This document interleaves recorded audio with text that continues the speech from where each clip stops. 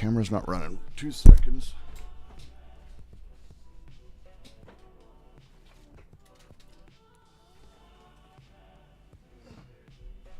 I see a black screen.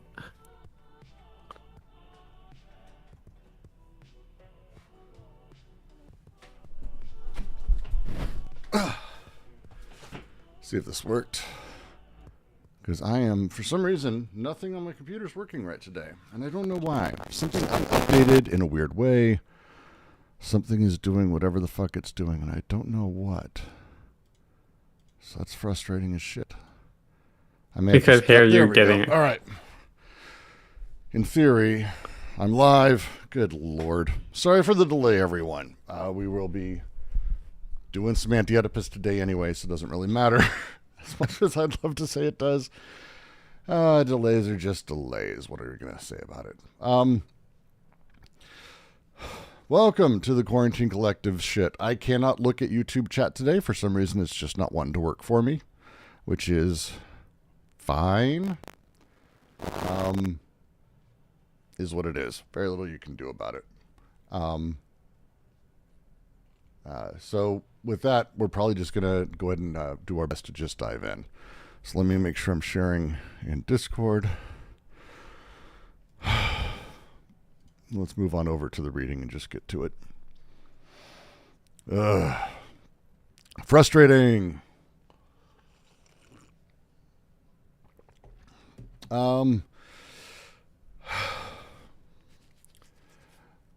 Last week, as we've been getting further and further through this section, sorry,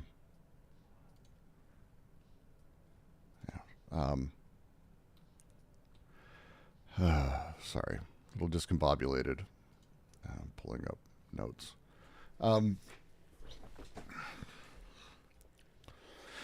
As we've been getting through this final section, one of the things that they're really wanting us to start to grasp is that the nature of capitalism, because it is a system that is perhaps a bit internally consistent, but how it forms its consistency is through minor relations of things to things. Again, capital being the intermediary of value and the sort of maker of meaning, but every single minor relation being the thing that builds up. In order to manage all of these things, the axiomatics that sort of enable things to be placed in an order don't create a system that is rational, that is reasonable. The madness of capitalism is its rationality. It isn't a corrupt moment when we have something that stops working or something that doesn't make sense. It's quite the opposite. We see a lot of this today where people talk about how irrational the economy has become, how it's this or that, and how if only we could get back to the real capitalism, whatever it is. And you see people doing this kind of across the board. You see people talking about this with the Soviet Union, which was capitalist, or China, which is capitalist. Everywhere is capitalist. You can't escape it right now. Sorry. That thing that capitalism is pathologic rationality, like pushing itself into that. It's not a fake rationality. It's not like an ideology it's covering over. Instead, the rationality is a pathology. Marx, they talked about this in the last paragraph or two. Marx had black humor, and his black humor they refer to in Capital is from this fascination with how the machine is so monstrous. He wrote about this in Capital 3, all of Capital and kind of elsewhere, because the odd thing Capital does is it always works through this sort of odd deterritorialization, tearing down old codes, setting them up, not actually playing with meaning or where people are at or the codes or how they understand the world, but building its own functions, its own functionaries. It has its subjects die through this libidinal investment that bypasses anything that we could call ideological or any mediation of that sort. So this is not about getting to the place where we have a humane or a reasonable capitalism. There can't be one. There never was one. There never will be one, except what we consider or we talk about as like ideology, this weird ideational category. the terror of capital is horrifying. It is at that level. It's not simply worse. It's incommensurably worse than the primitive or despotic. It doesn't exist in the same categories. We went over some examples of this, and so I'm going to do some streams this week that are sort of going to go into how awful the whole system sort of operates on, because a lot of people, I think, don't understand how capitalism functions. And I mean that like to be kind, but for the most part, I don't think a lot of people have a good grasp on the actual functioning of like what we mean when we talk about capitalism or how it works. It's not a thing we do, which is fine. It's just probably worth being aware of, I think I'd say. The nature of, I don't know, I was talking about like sulfur farms at the end of last week. If you haven't seen one, it's like the worst thing. It's fucking horrifying. And yeah, my YouTube is still completely frozen. That's wonderful. There has to be a plugin or something that's completely breaking. But it's very strange. It's very strange. Yeah, your microphone from time to time gets a bit crunchy. No seeing the chat for me today. That's fine. It's annoying, but what can I say? There's no crackle or static. Oh, and all the audio's dead. Wonderful. All my audio's dead again. Wonderful. No.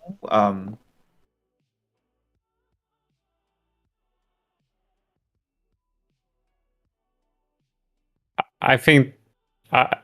Can you hear us? Hello? Brooks, can you hear us?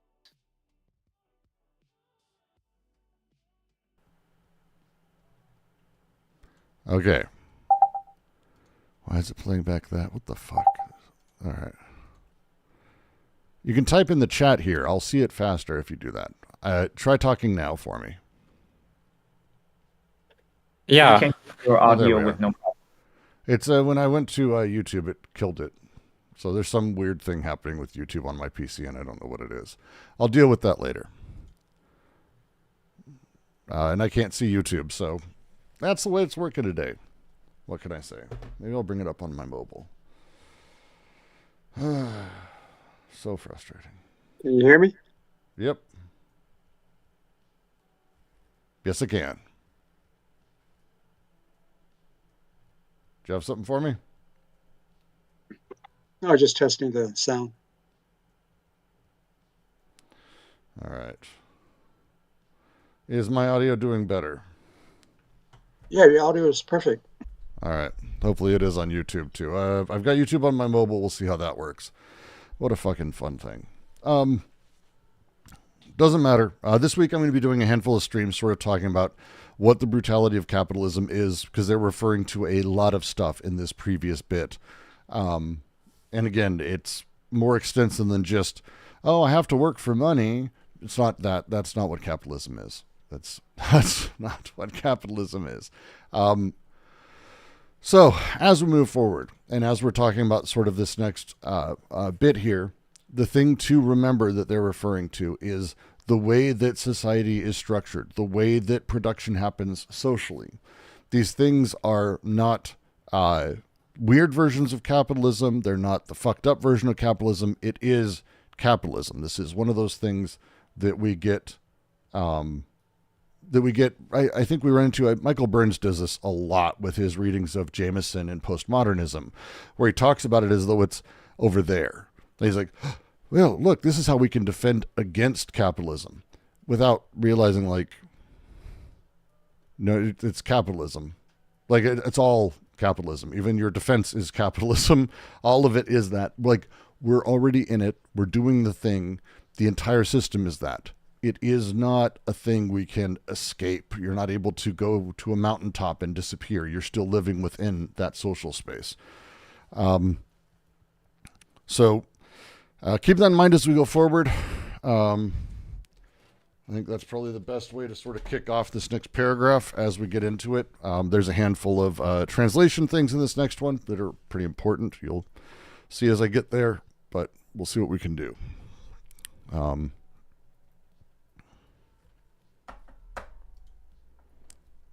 Wonderful.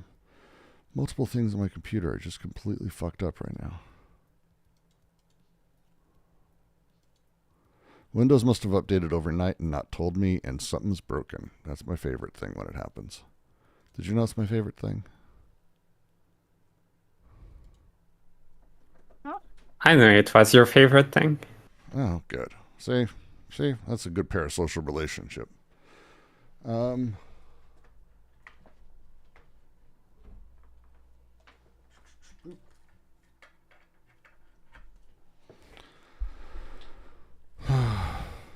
right, let's see if this works here. Nope.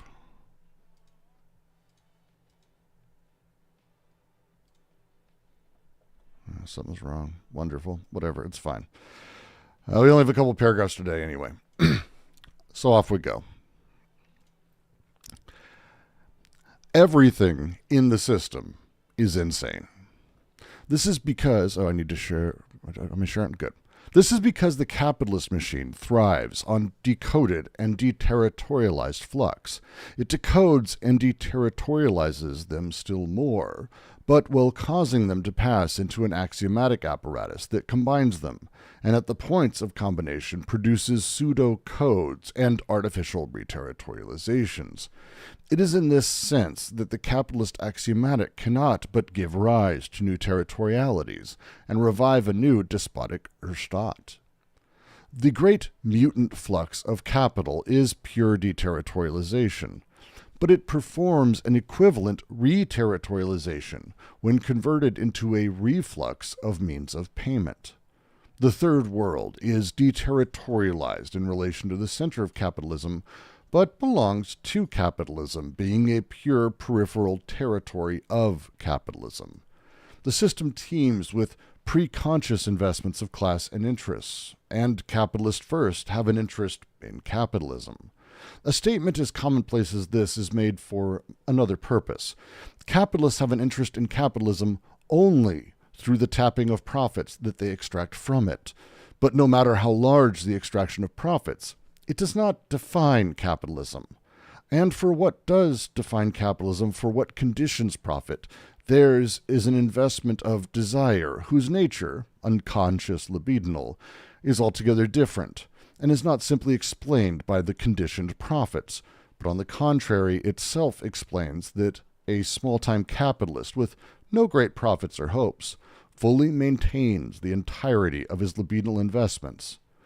The libido investing the great flux that is not convertible as such, not appropriated as such, non-possession and non-wealth, in the words of Bernard Schmidt, who among modern economists has for us the incomparable advantage of offering a delirious interpretation of an equivocally delirious economic system. At least he goes all the way. In short, a truly unconscious libido, a disinterested love. This machine is fantastic. We're going to have to go bit by bit. There's an extraordinarily large amount said inside of this, to say the least. It's just kind of a ton. So let's do it. Everything in the system is insane. It's because the capitalist machine thrives on decoded, deterritorialized flux. It decodes, deterritorializes them still more, but while causing them to pass into an axiomatic apparatus that combines them, and at the points of combination produces pseudocodes and artificial reterritorializations. All of this at once is the process of axiomatization. Daniel W. Smith wrote a lovely paper on this. We have it referred to a lot in the QC. We kind of are constantly sending it out. There's a couple of little bits that are sort of worth noticing. First off, in the English, you'll see it says flows. It is not. It is flux constantly. Flux versus flows. Apologies for those who hear me say this often. The difference is significant. A flow is a running system of a thing. Water flows. But within that flow, within that trade, within that moment, there is a fluxion, a amount of change, the wave variability that is within that thing. The flux internal variability is the point of how capitalism functions. It isn't flows of this and that combine into profit, which is not this book at all. At all. And they have a couple things that they say in here that are kind of about that. Because when we talk about, they say, causing them to pass into an axiomatic apparatus that combines them. It's not combining them. Combines is the wrong phrasing for this. Specifically, this has to do with the third passive synthesis. This is conjugation. It conjugates them, which is a different thing than just combining. If we have a whole bunch of different flows that are coming together and we combine them, then it's like those fancy paintings where like the videos on YouTube where you see all the colors and they're all pouring out together because they're combined, but they're pouring out. The conjugation is a different things. It is a logical conjugation. It is a mathematical conjugation. It is a combinatory apparatus on which the combination produces another thing. They conjugate. It's a completely different sort of thing. So this opening sentence, as it goes through this, is basically establishing the way capitalism functions and the paradox underneath it. Its systematic insanity comes about because it operates through this weird double movement that decodes and territorializes while recoding, reterritorializing. You can't do one without the other, by the way. The capitalist machine isn't just decoding. It intensifies this decoding beyond any previous social formation that existed. But this decoding doesn't produce a simple deterritorialized flux. That would be interesting, perhaps. That's its own thing, but it's not what's happening here. They went through this in chapter 3 and a lot of chapter 2. Instead, what's happening is that capitalism is channeling these decoded fluxions through this axiomatic apparatus. And an axiomatic apparatus is an abstract, quantitative regulation that replaces qualitative codes. So instead of, these people are a family, it is the hyper-quantitative codes, decoding that is being placed here, the axiomatic. So, how to put it? Axiomatics don't allow that fluxion to circulate or even combine or conjugate as a thing. It has particular points of conjugation. And in this conjunction like generates pseudo codes. These seem like the same territorial codes or king's codes or despotic overcoding that capitalism got rid of. But they're not. They're simulacra of that. They are artificial versions of that have the appearance of meaning, of identity, of fixed, hardened social relations. Think of how American works. Like if I say I'm an American, what that means. Once upon a time, something like that meant very particular tribal connections that was like coded in. There's a truth to it in terms of what it meant and how it's set up. The king saying, all my subjects are Americans. There you go. That kind of thing. This kind of setup. This new version of it doesn't work that way. These new fixed identities, boundaries, and social structures are produced by capitalism, but they are these odd separated simulacra of those because they come from the axiomatic as a thing, for example. I heard someone trying to talk. Yeah. Our gender, for example. Mm-hmm. Our best scientists have discovered the idea of gender, or rediscovered, or confirmed. Gender, sex, age, beauty, race, intelligence, class, group, in-group, stylistic in-group, et cetera, et cetera, et cetera. There's like a million versions of this. But again, it's not quite the same as the more directly coded experiential sort of stable identities that existed a little bit more in the the original, the primitive setups, or even in the overcodings, because these things have the appearance of these elements, but they serve this abstract, quantitative, weird imperative that capital has. This is why what an American means isn't set in the same way. Once upon a time, if you were a member of a tribe, you went through some sort of rite, and when you went through that rite, you were a member of that tribe. That was it. You'd have to break the rules of that tribe to be thrown out, and that didn't really happen haphazardly. We literally are living through a time right now where what is being determined as an American is changing from what it was last year, 5 years ago, 10 years ago, 30 years ago, 50 years ago. Wholly different thing. Our president today is talking about denaturalizing citizens, which is hilariously insane, but my point, because the moment that we start existing in capital in this way, the way we're dealing with it in capital, it's not the same as the old codes or the King's Code even, because he's not even doing that. It's going to be able to change at any given time because it's in service of this other set.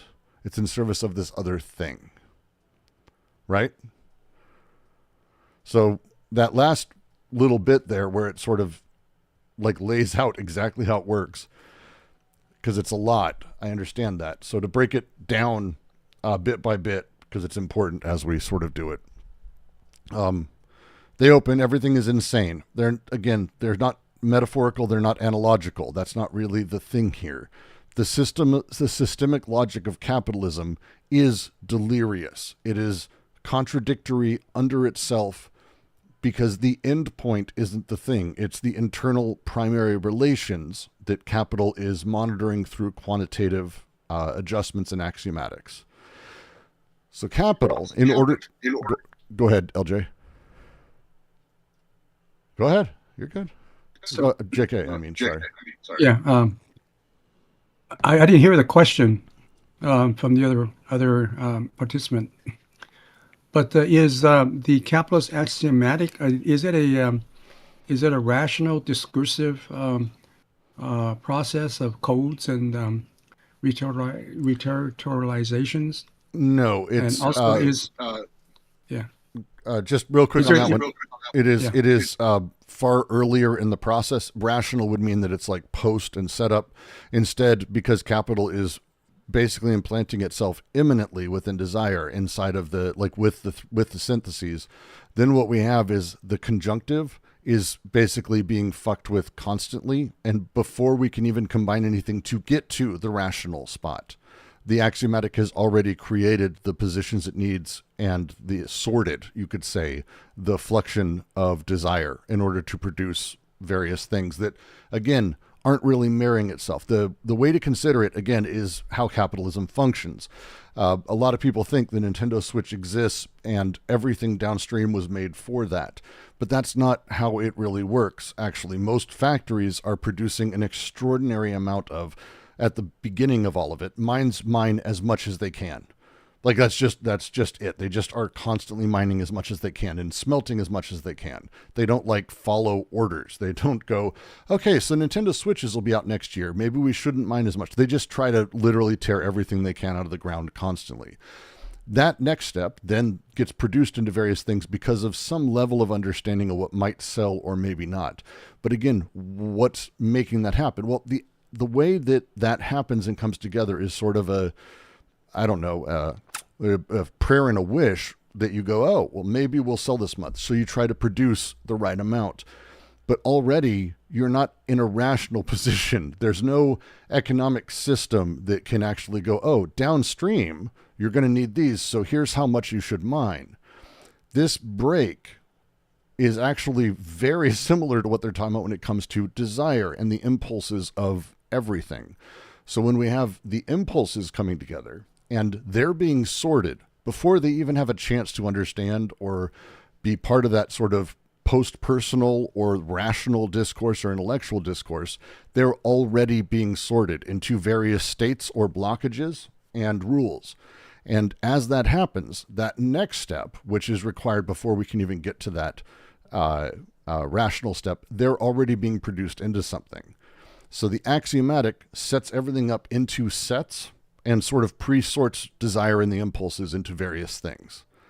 So once we get down there, where the rational would be, we've already produced society.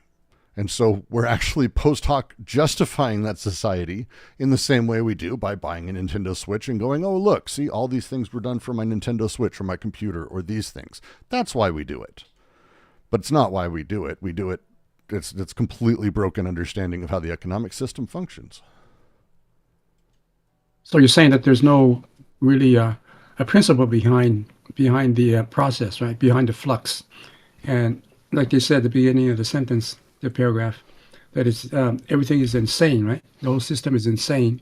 So it is anti-rationalistic at the same time. Yeah.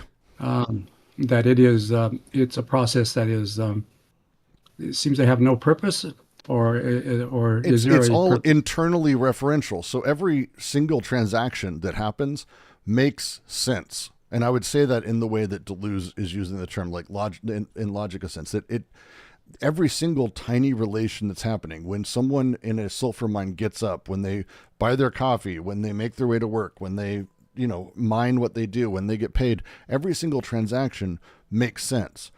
At large, all of those transactions seem to make sense to the person who's making that transaction. I mean, all the way up to the capitalist who's like closes down a factory X. That transaction makes sense. It's everything is itself referential, and everything else is stacking up into this larger system that does not have a singular rational meaning. There is no invisible hand. That's the bullshit of the whole thing. There's no invisible hand. There's no God controlling it. None of that. Instead, we have this weird system that's built on preconscious investments of class and interest at the best. And that's the closest we get towards like actually having a rational system.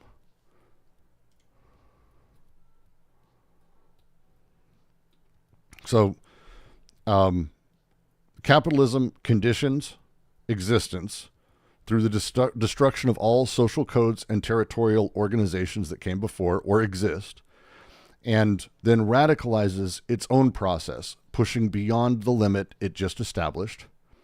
It replaces old codes with abstract quantitative regulation, which is mathematical, again, pre-meaning. It's not a meaningful axiomatic. This isn't like, and I oversimplify because I have to, but if I were to say, and I have, the axiomatic of what a man is, it's more than that. It's not as simple as having that meaning. The axiomatic is all the parts and pieces and small trade-offs and small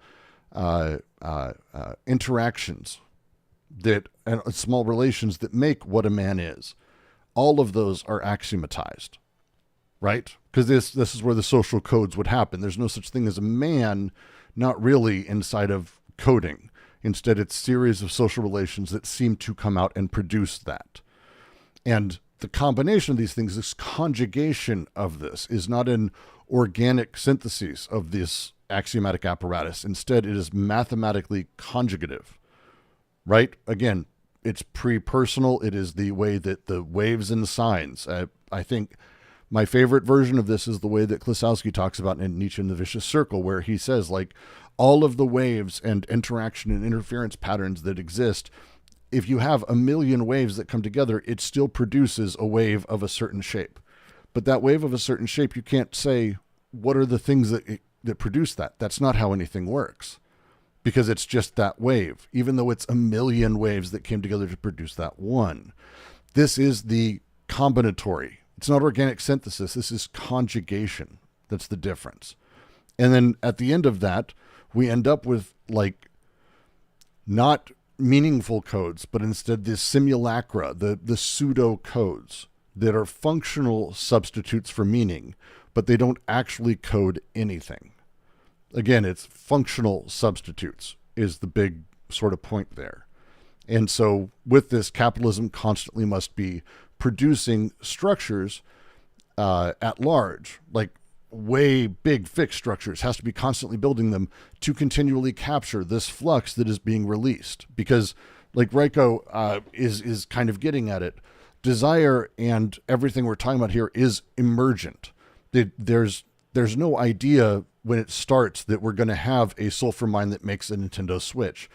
So instead, we kind of just are doing all this stuff at the base, and then we end up with this weird fixed structure of a supply line pattern that creates a Nintendo Switch that actually justifies, but also contains the flux. But this goes all the way down. It's not just contains those things, but contains all of the emergent desires that are being released. And so it's this post hoc creation of these structures that's happening here that they're talking about. And that's the next sentence kind of, I think, again, it's a lot, but it says it is in this sense, the capitalist axiomatic cannot but give rise to new territorialities and revive a despotic Urstaat.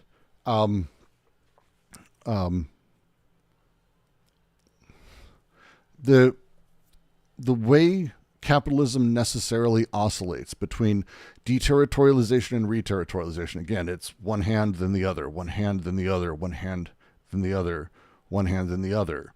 The axiomatic can't function without producing a new territoriality, precisely because simple deterritorialization would dissolve like any semblance of a social system. No territory means no capture. That's it. And capitalism requires this because the decoded flux cannot escape. It cannot escape. But again, I shouldn't say it that way. It prevents escape in the same way that it prevents people doing labor for no reason at all. That's not something we want. It's got to be for something. It's got to be produced for something. Whether it's profit down the line, it ends up being a Nintendo Switch that gets displaced backwards. It's the only way the system functions. If tomorrow we just made Nintendo Switches free for everyone, that money that goes back up that line that is sort of needed to maintain the basic level of commodity production and mining, it would obliterate kind of all of that shit. And this is why we end up with the state, the new despotic Urstaat, the primordial state. This Urstaat is a chapter, it's a term they came up with that I think there's a lot of really, really good writing. There's no good writing on. There's one book. It's a Marx and State. It's about this specific term and Deleuze and Guattari.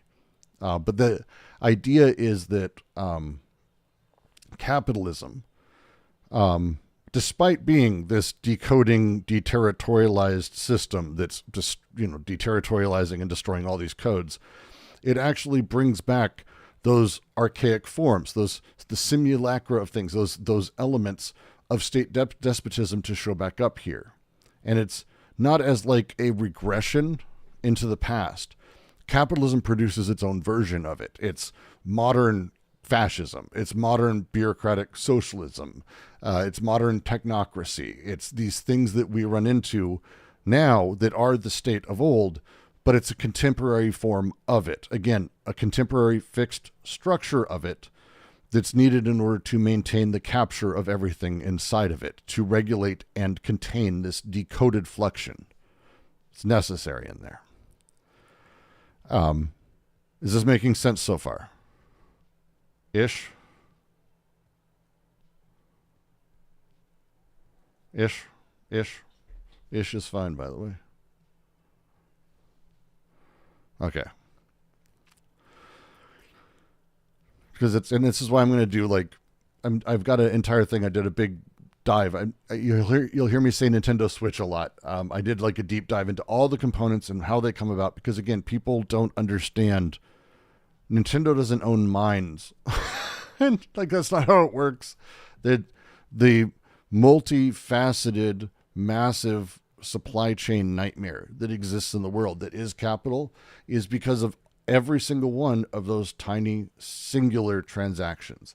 And when I say singular, if you haven't seen the mines, the sulfur mines, take it up and go take a look. It's horrifying. But every transaction is a guy bringing a big fucking basket of sulfur and getting 23 cents. That transaction right there, stack it 1,000 times a day, then stack it 10,000 times a week, then realize that there's no sulfur mine. It's a guy and another guy doing one trade at a time, at a time, at a time, at a time. But then that guy doing one trade with the next supplier, one at a time, at a time, at a time, at a time. And every single transaction, every single smaller relation, tiniest little bit, the tiny moment that these things come together, and capital is at the center of it. Each one of those. It's not capital. It's always there. It's always right there. Hello, I'm there. I'm this transaction, this paycheck, this setup, this thing. And all of that emergently is building a lot more. But it's justified at the end by the Nintendo Switch, the computer, the fucking Tesla, the whatever the fuck else is going on, Bitcoin, I guess, or AI.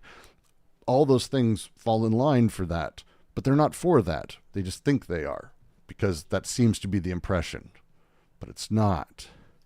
The mutant flux of capital is pure deterritorialization, but it performs an equivalent reterritorialization when converted into a reflux of means of payment.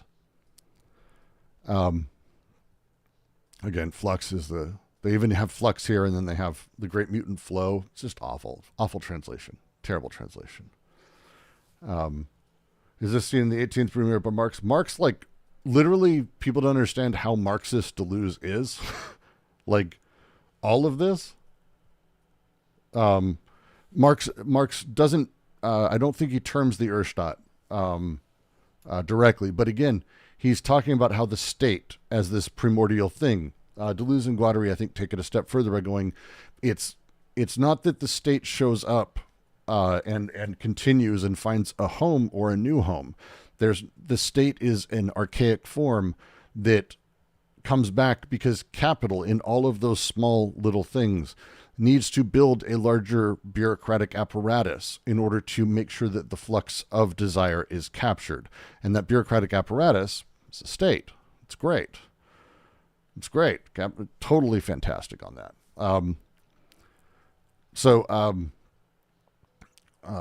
Bernard Schmidt had a very odd monetary theory. And that's kind of what the rest of this is on. And we can get into Schmidt at the end. I'm going to try to not talk about him too much because I think the paragraph stands fairly well on its own, but we can get into Schmidt at the end. We can figure it out. This is about the double movement. And you're going to hear this, Ed. There's a lot of Lapoujade's book on Deleuze is called Aberrant Movements.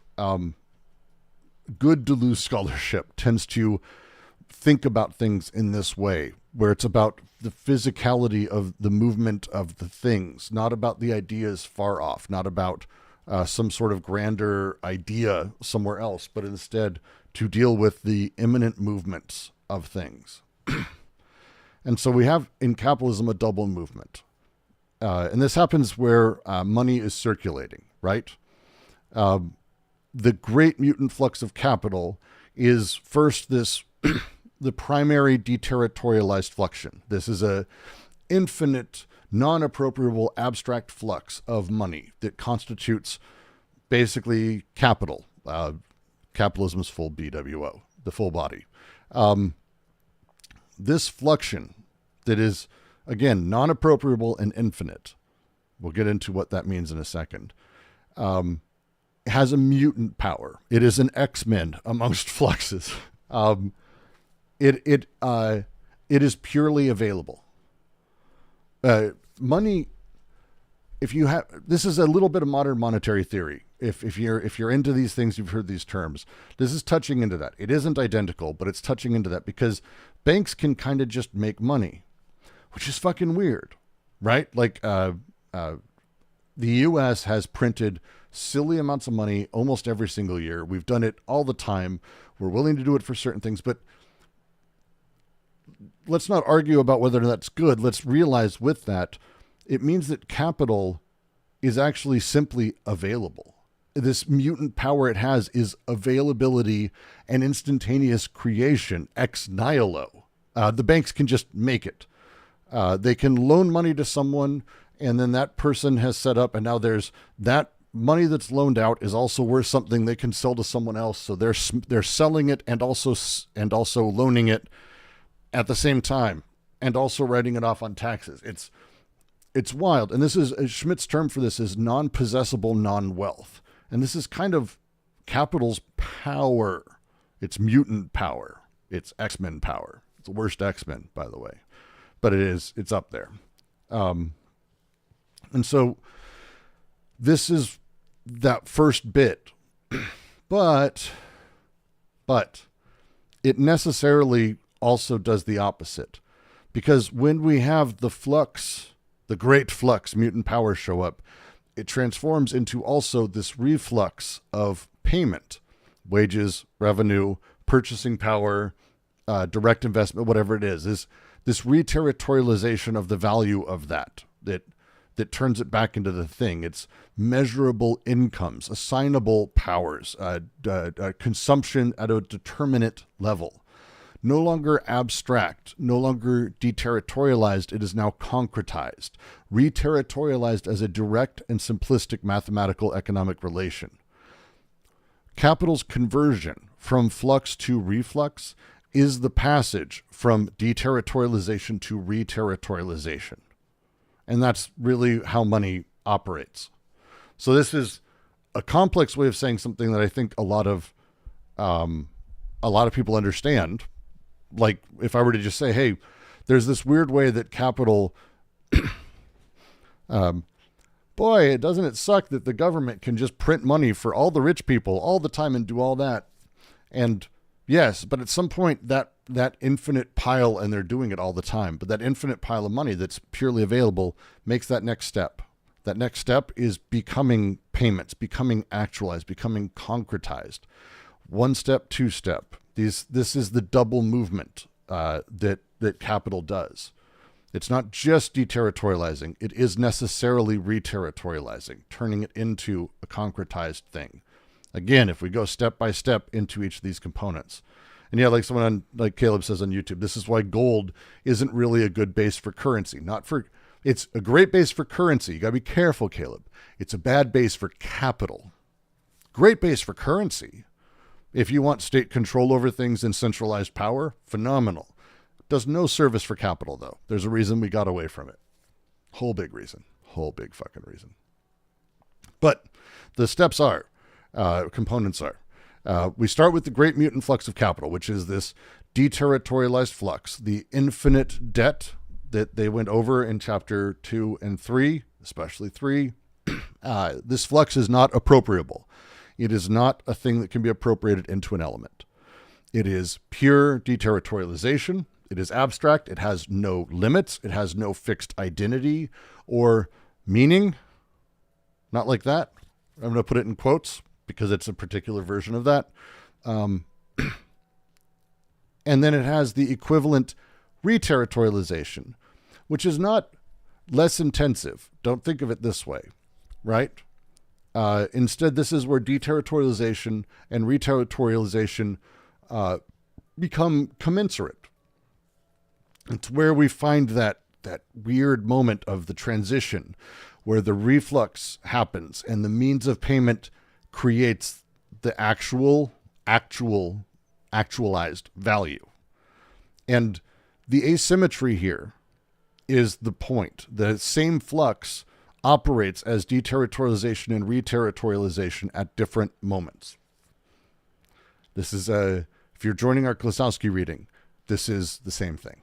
The flux that breaks off from itself but is itself, same thing. Talking about the same thing. So they can start giving examples. Is everyone getting this so far? You're free to let me know if there's a question. This would be a good place if you're going to just say, fuck off, Brooks.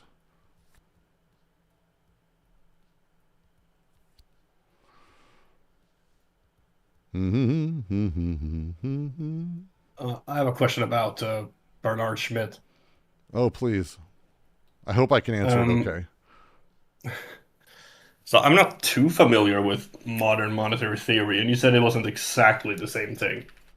But this It's not. type It's not of- exactly the same thing, but it's there's some base principles that I'm hoping maybe people can see, and I may have gotten over my skis by even stating it in the first place. So, do your No, I own got readings, thinking because kids. this is. I mean, it's similar to what they call the fiscal multiplier effect, isn't it?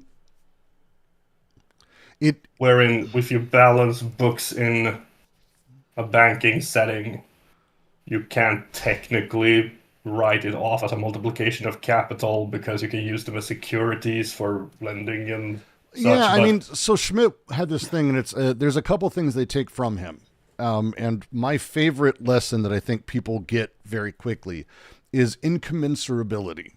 Now that word doesn't really work, but if I say we somehow value quantitatively the money in your pocket the same as the $1 trillion that Elon Musk is borrowing against. And that is bullshit because I buy food, he buys X and Twitter and presidential candidates and entire countries. So to have them measured by the same unit is bullshit, but it is how capital functions.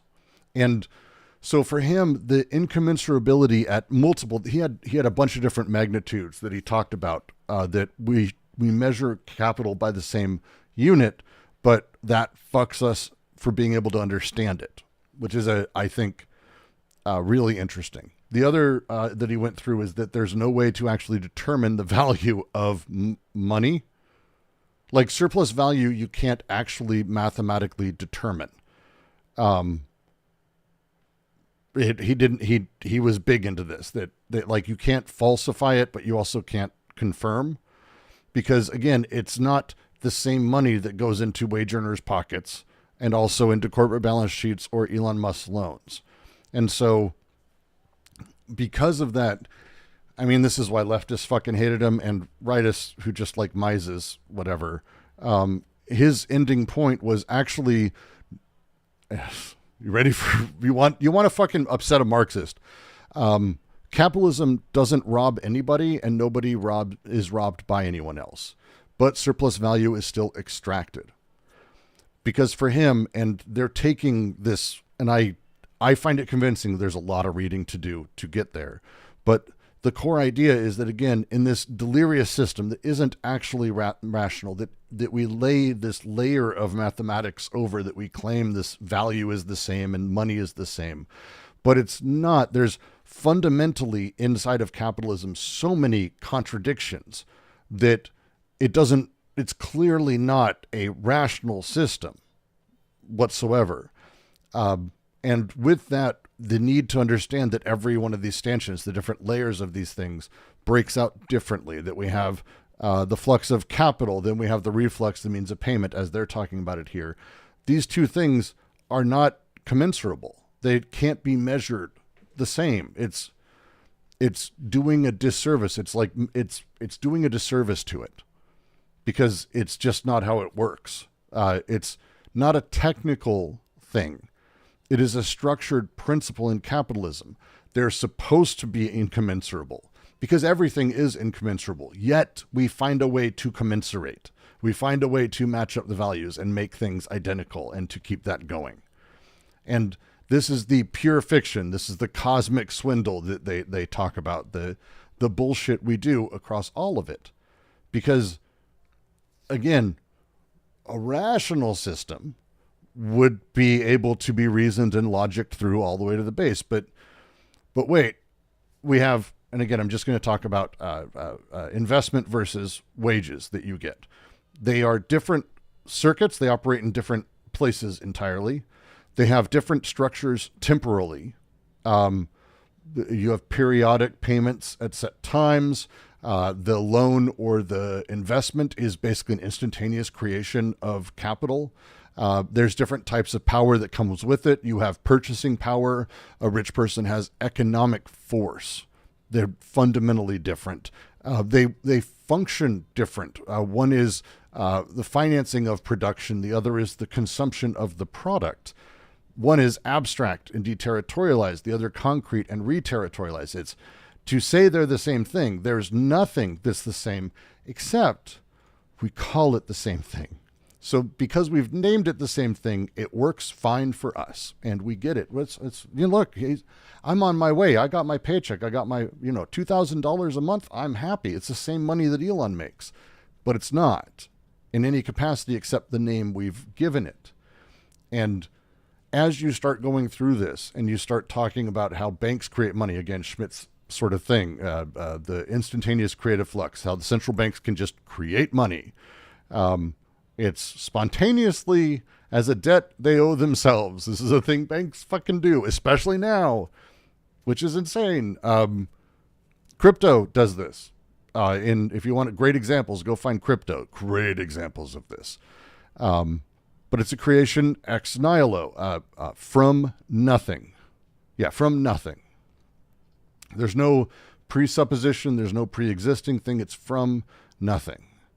And so all of this put together, we're fucking nuts. Like, we're all nuts that we combine, we talk about these things the same, but what it means is that we also fundamentally don't fully grasp how capitalism functions. This is why I bring up modern monetary theory. The core idea, and I'm oversimplifying, is that, hey, so what if we just keep printing and making money?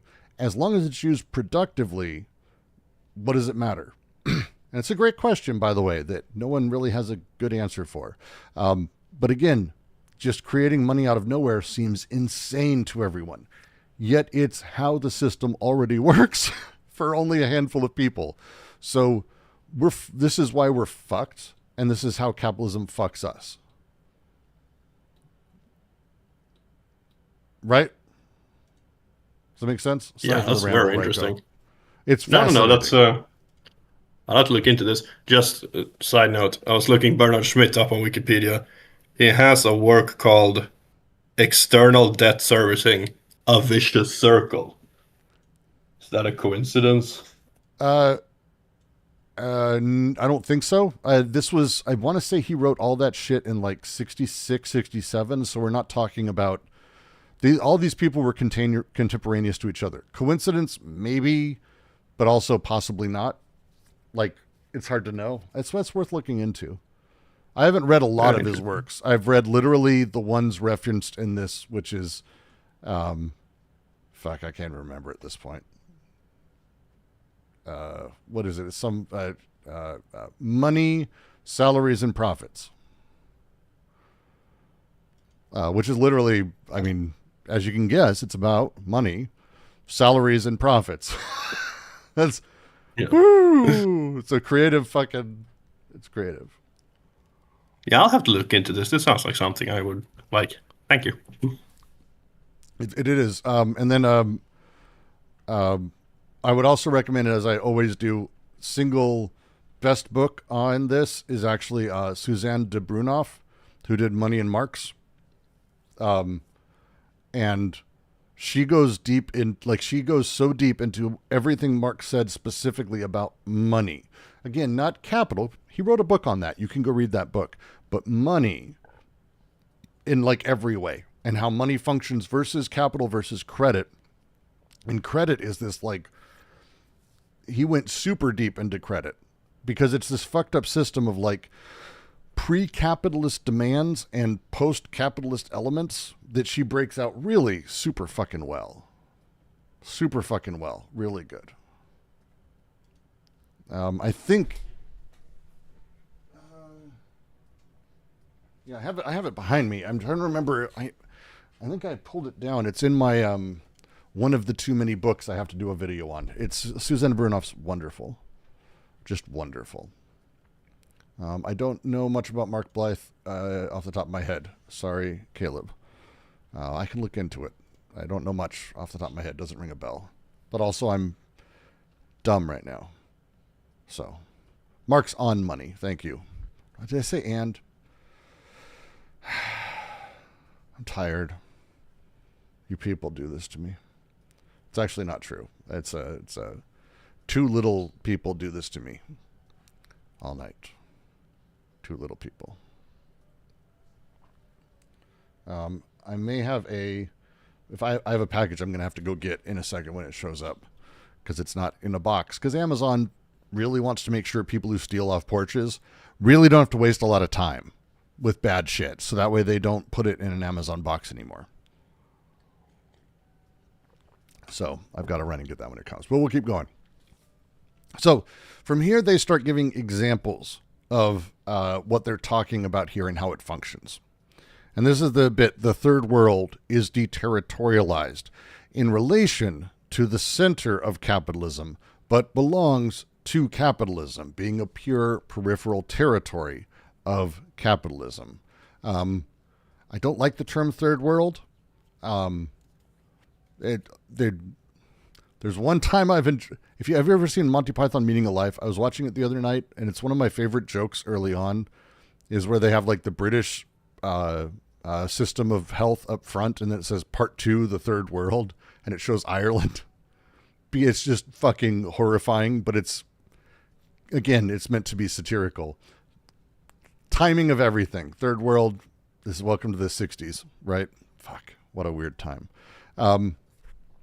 But the way that they're talking about things in here, this is the deterritorialization, reterritorialization, double movement to how capitalism functions in terms of geography. And it's intended to be, it's why I don't mind the phrasing here, it's intended to be a critique of this very idea of like the third world, right? The way that we have this dependency theory or modernization theory. So to break it down, the third world, these horrifyingly poor countries that are being sort of strip mined and treated as they're treated, the end points of beginning points of capitalism, you could say. It's deterritorialized, but only in relation to the center. It undergoes the destruction of traditional codes, territorial structures, indigenous social formations through this colonial or neo-colonial territorial setup, right? And the penetration of these systems. But it's not a liberation. You can talk about it this way because it is, in a way. It's like, hey, those old codes determined people at birth, and there's brutality in them. And so it's liberating in some senses, but it is not liberating in the sense of liberation. That's not really the thing that's happening here. It's not an autonomous development or escape from capitalism. It's not what's happening. It's not. Instead, it's a component of this global system particularly. This is a phrase they go on to use a lot in A Thousand Plateaus, and also in, I think, a lot of their other writing, and others use as well. When we start talking about the peripheral reterritorialization of things, that is what is happening here. The third world is this fixed territorial zone of capital extraction, of labor exploitation, raw material expropriation, back to us here in the center. The periphery's reterritorialization contains the deterritorializing flux emanating from the center. This is because it prevents this global capital from achieving complete deterritorialization. Again, this would be this breakdown entirely. And it is a lot that they're saying here, but this is the way colonial violence works. If you want some really great writing on this, Frantz Fanon is it. Wretched of the Earth is, you want a dark book. That's like really good dark theory. Really good dark theory. I shouldn't call it dark theory. That's got racist overtones, but I mean, like, it's got a black humor to it. Well, there you go again. It's got there's no phrase around that. Sorry. But it's really good stuff. Really good stuff. Yeah, it's against the idea of dependency theory, which they're trying to say, like, actually the system works as a whole in the same way. There's not this intentional creation of dependency on these countries or these territories or these tribes. That's not what's happening there. That's giving it a name in a way that does a disservice to the rest of the system. I'll see if I can figure out a better way to phrase that as we go through here, because there's a lot that they say that I think fixes it as we go. The system teems with preconscious investments of class and interest. Swarms. Capitalism proliferates. Swarms. Again, capitalism isn't a system imposed on a thing. It's all the tiny transactions. Every one. Smaller than that. No, smaller than that. Smaller than that. All of them. Every single one of them. That is sort of the thing. And so when we talk about, as they've been building this entire book, the difference between the preconscious and unconscious investments, this is the second thesis of schizoanalysis, again, coming back in. We need to think about the system being saturated with preconscious investments of class and interest. Okay? These are how we see things, how we understand our economic position, our national status, our rational interests with capitalism, how you think of capitalism. This is the thing. Sorry, you too, every one of us, this is the thing. Workers have an interest in higher wages. Capitalists have it in extracting profits. There you go. This is the way the rational interest is found. It's in this space. And the way that it comes about is through this way that various groups, various classes have conflicting interests within the system, right? And the political infrastructure that puts it together. But these preconscious investments are that surface level. They are that, even though it's suffused, even though it's everywhere, it's only that surface level. Underneath it is the unconscious libidinal investments that work wholly differently. This is impulses, desire, passions, however you want to phrase it.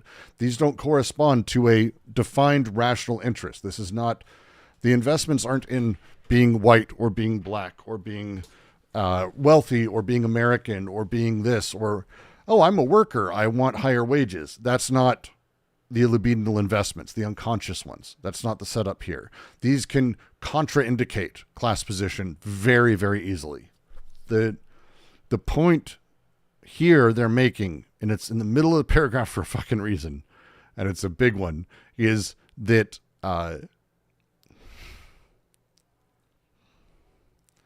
capitalism has some objective mechanisms and objective parts, right? The deterritorialization and reterritorialization. But this thing that's happening, this is not on the surface.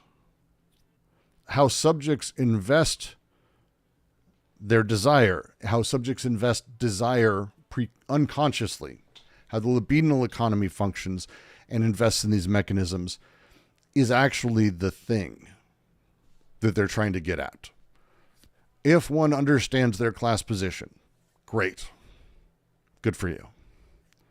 But that's not it.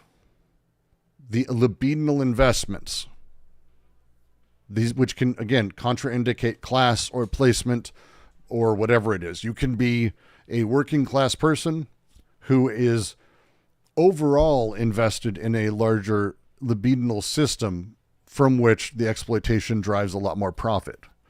And less common, but you can be a capitalist who finds themselves more attracted to or libidinal investment in workers having higher wages. Like these things don't know what they're investing in. They're invested in systems. You can be a capitalist who's invested in the destruction of the system, but is keeping it alive because that's your class position. It's less common. They say this, it's less common, but it happens. But much more common is the betrayal of oneself, the investment in the system directly, where it's like, hey, I want better wages. You know how I get better wages? If my boss makes more money, which is for stupid people. Stupid people say this. Very stupid people say this, but they do. They fucking say this a lot because it's not really stupidity. This is how they're invested. This is how class consciousness and libidinal economy sort of come together.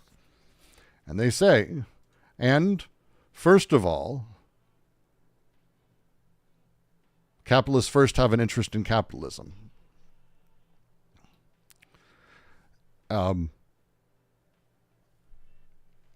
I mean, they're trying to make a very, very specific statement here. It's kind of a lot.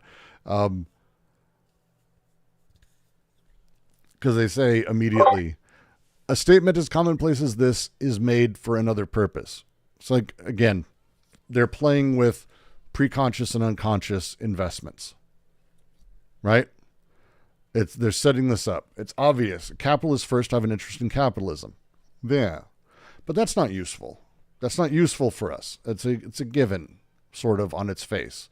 We're making this statement for another purpose. Capitalists have an interest in capitalism only through the tapping of profits that they extract from it.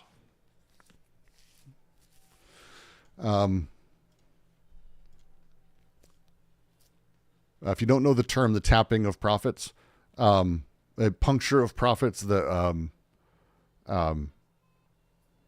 when you tap a barrel of whiskey, you're tapping it to open it to drink from it.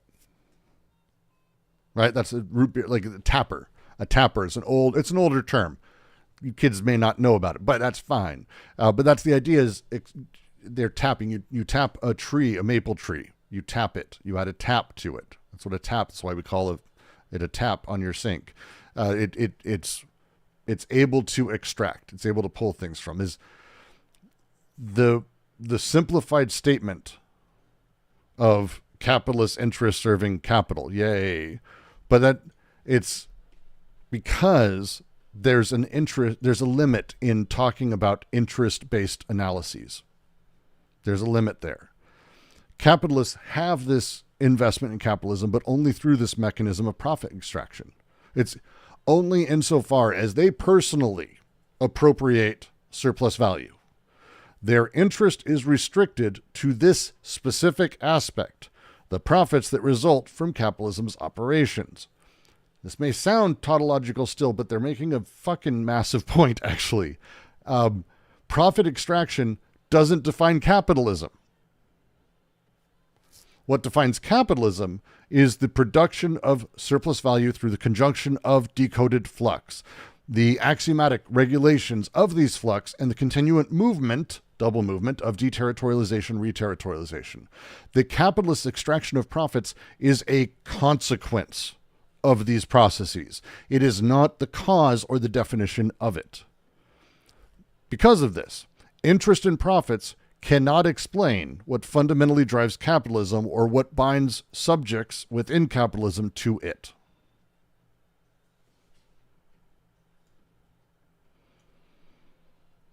Okay? It ain't about profits. It ain't about that's it. For Marx also, by the way, it wasn't about profits because people made money and profit before this. That's not it. It's the relations, the power relations for Marx, and they're taking it further. They're Marxing out Marx. They're Marxing it up. Okay? The way in volume 3 of Capital, Marx lays out how capitalists appropriate but not create profit. This is what they're talking about. The capitalists' profit is at the end of the line. It's at the end of the line. It's a consequence of all these other things. It ain't the thing itself. It's not the thing that they're actually dealing with. Okay? I hope you're understanding. Because they say, but no matter how large the extraction of profits, it does not define capitalism. Okay? And for what does define capitalism, for what conditions profit, theirs is an investment of desire whose nature, unconscious, libidinal, is altogether different. It's not simply explained by the conditioned profits, but on the contrary itself explains that a small-time capitalist with no great profits or hopes fully maintains the entirety of his libidinal investments, the libido investing the great flux that is not convertible as such, not appropriated as such, non-possession and non-wealth, in the words of Bernard Schmidt, who among modern economists has for us the incomparable advantage of offering a delirious interpretation of an unequivocally delirious economic system. At least he goes all the way. They're shitting on Keynes there and a lot of others, actually.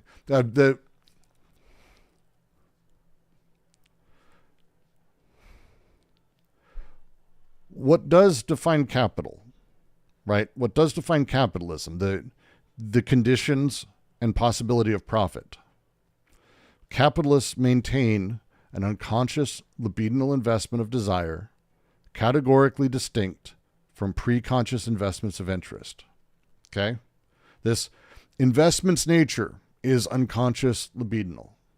It's at the level of drives, impulses. It's beneath rationality, class, all of those.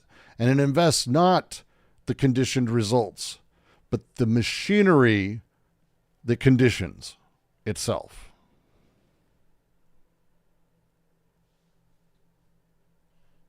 Okay? Their proof of it is the small-time capitalist. If you know a plumber, very often they work on their own. Or they have a small, or the family who owns 3 homes and they rent 2 of them, and so they consider themselves, and they're capitalists. They're the people who invest some of their money in a son's business. The small-time capitalist extracts minimal profits, has no realistic hopes of great wealth. They're not going to be billionaires. Yet they fully maintain the entirety of their libidinal investments. They do this because the unconscious libido is not investing appropriable profits. It's investing in the flux itself, the deterritorialized flux of capital money that Bernard Schmitt's defined for us in this as non-possession, the non-wealth. Things that are not, this thing is not convertible. It exists before conversion. It's not appropriable. It's just simply available. It's the thing that is available before it becomes property explicitly. It's infinite. It's abstract. I can say it over and over and over and over again, and I hope you all are listening.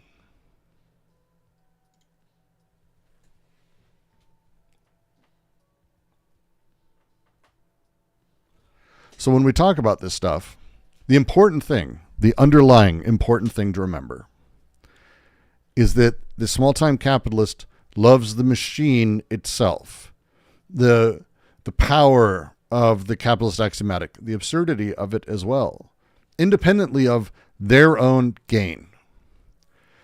This is, and they use the phrase throughout this, it's important, is a disinterested love.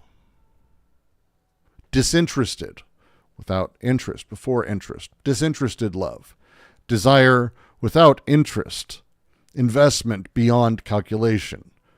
They love Schmitt in here, and they really kind of adore him as he goes. They say after this, it's the last line. In short, a truly unconscious libido, a disinterested love. This machine is fantastic. I hate that last bit. It's terrible. It's a terrible translation. It's a terrible translation. They're saying actually that it is formidable, this machine, because that's the terrifying part. The libido, the forces, the drives, all of this, this truly unconscious element, okay, is invested in capital. This isn't pre-conscious, which is for us to reflect upon and intellectualize. This is before and beneath awareness. This is the primary processes of everything. This is manifesting as a disinterested love, an effective attachment without expectation of returns. It doesn't demand returns. It's love of the system, disinterested love of the system. And when we say the system is formidable, it is tremendous, terrifying, dreadful, but also admirable. Formidable is, you don't say like formidable as a phrase. It has so many like layers to it, but it isn't just negative. They want us to understand. It's really important. It's formidable. It's admirable at the same time it inspires dread. It is if you're going to say fantastic, this isn't as based in fantasy. This is the astonishing, overwhelming, tremendous, formidable power of this madness. The brevity and directness has this crazy impact on us. And after all this buildup, this is the point for them. This is the unconscious, subjective experience of being caught in capitalism's machinery. We know that capitalism is formidable. It's formidable.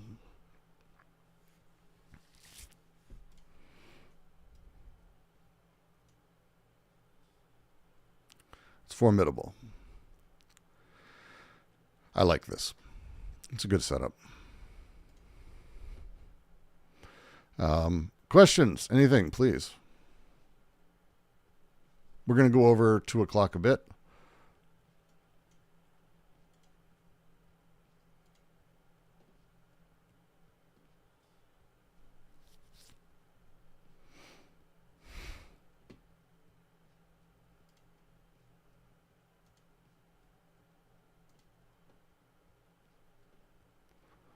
Boop, boop, boop, boop, boop. Boop, boop, boop, boop. All right, fair enough. Fair enough, fair enough. I'm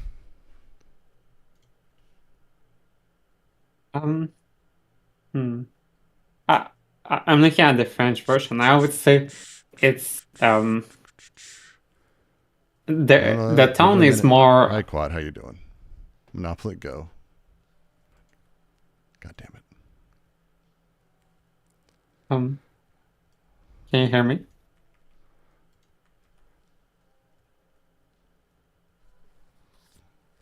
Oh yeah. If no one's got a thing, the next paragraph's shorter. We can do that pretty quick here. Can you hear me, Brooks? And get going. Oh, Estelle, I don't think you can hear us. Hopefully that works. Wait. Is it broken again? Is someone talking? Yeah, I'm speaking right Seriously? now. This is just my day. Sorry, 2 seconds.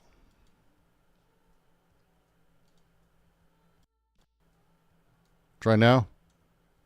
Hello, hello. One No? sec.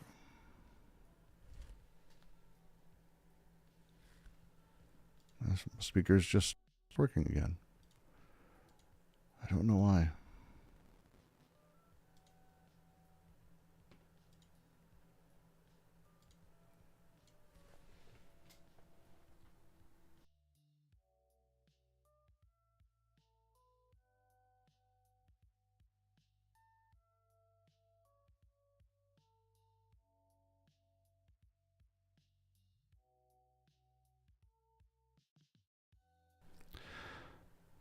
Okay. Hello. Hello. How are you doing? I can hear you now. Yeah. About the formidable part. I'm looking at the French version, and to me it sounds more of an ironic tone.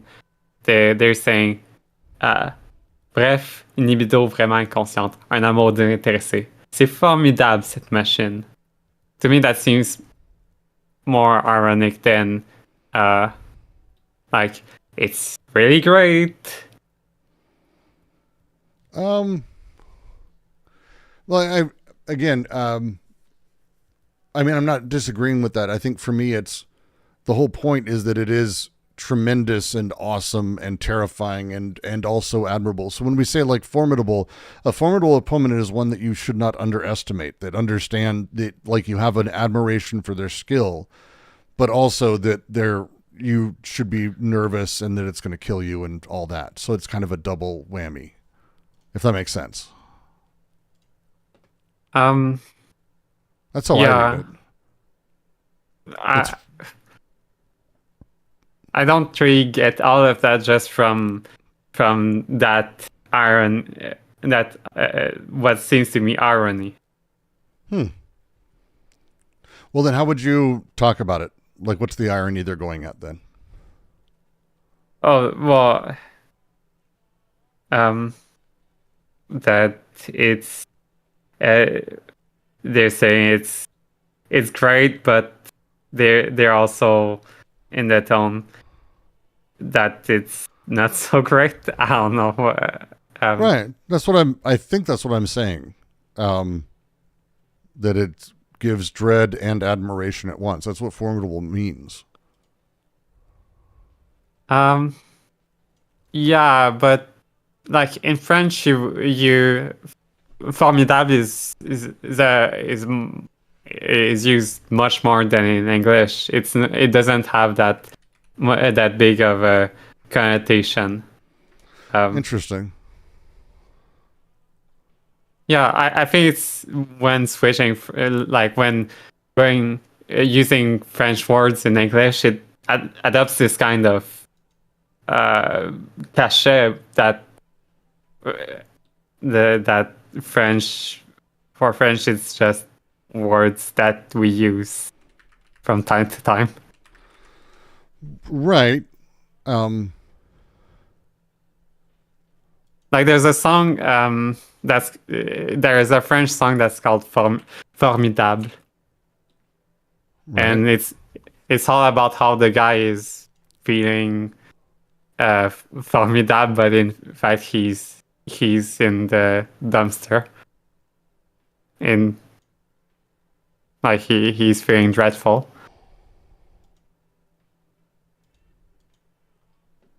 Formidable means he like feeling bad.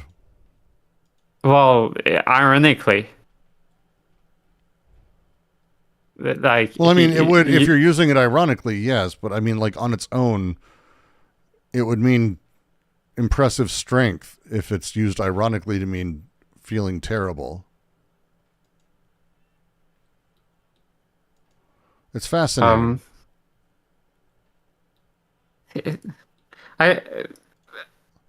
I guess in this context could be like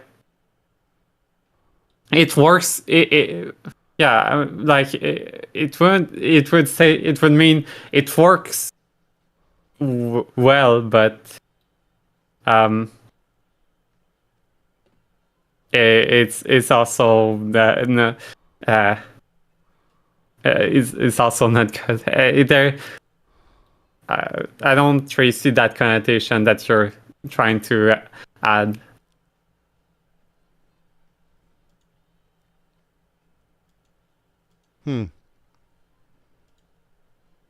Interesting.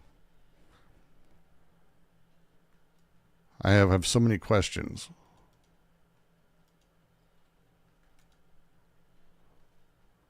I have a question, Brooks, but Please, I'm looking up French versions of formidable right now, so.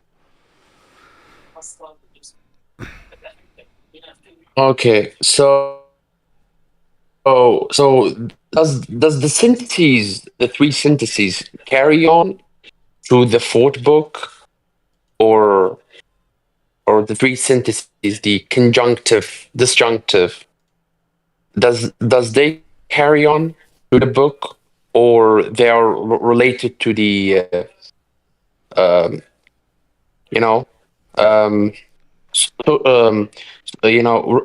repression, psychical and social repression, or they carry on also to the fourth book? I don't know what you mean. Are you asking? I'm sorry. Part. I mean the connective and disjunctive synthesis, the three syntheses, right? Does it carry on like to the fourth book, or does they kind of like structurally kind of carry on like through the fourth part of the book? I'm just going to say I feel very stupid, but I'm really not understanding what your question is. The three syntheses are baseline for how experience comes about. Marcellus, we're getting background noise from you.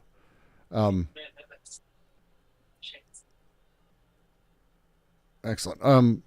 The three syntheses are the sort of productive elements of how the passions or desire comes to actually be a thing or have the meaning as we generate it within capital. So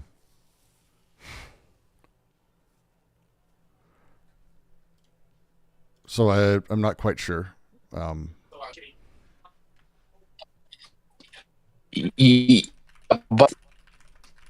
in terms of desire, desire doesn't care, right? But the formation, right? The social, who has primacy, right? You're cutting out. Desire doesn't care. It breaks, right? Shit. Hello? Hello. You're cutting out a little bit, so I'm not able to hear everything you're asking.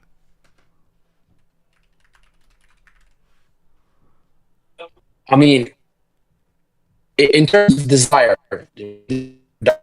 right? The investment, like does same or you're fully cutting out at this point. Is this on my side? Is this happening to anyone else? Is it just me? God damn it! I hope it's not just me. It's not just you. They are cutting off pretty severely. Okay. It's basically not understandable at this point. So Marcellus, we'll come back to the question. I'm having enough audio issues. We're probably going to tap out for the day so I can get this stuff fixed here. And I've got to go learn about the word formidable, apparently.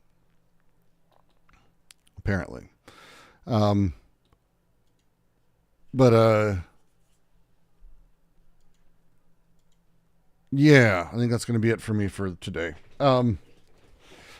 It's okay. It was an important paragraph. We got through a whole paragraph, which I'm happy with, but I've got to figure out what the fuck's wrong with my computer. Really hope I don't have to do a whole refresh. That would ruin my day. But my day's been ruined anyway. So with that, let me see, I can't redirect this. So we're just going to be ending. Thank all of you for joining. It's been lovely. Which book are they referencing again? Salaries, Money, and Salaries. Currency. Sorry, currency. Not salaries. Schmidt. Currencies.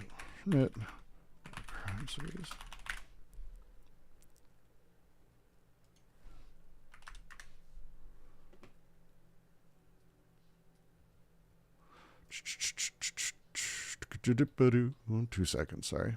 Just want to make sure I get the setup right here.